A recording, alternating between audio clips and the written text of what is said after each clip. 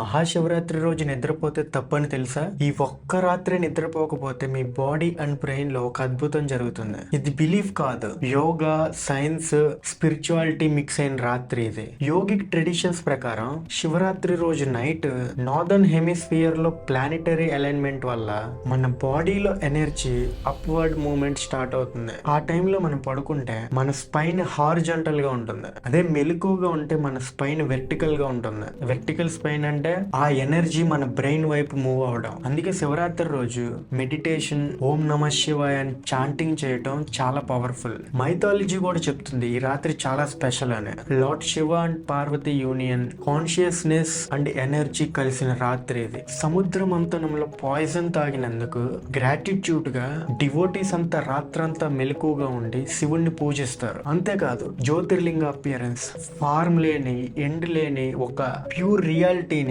శివుడు ఈ రాత్రి రివీల్ చేశాడని belief.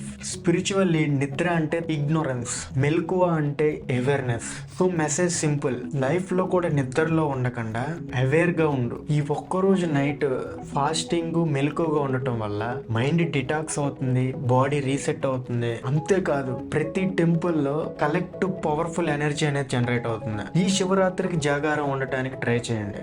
Not for fear but for awareness. ఎవరైతే శివ భక్తులు ఉన్నారో వాళ్ళకి షేర్ చేయండి.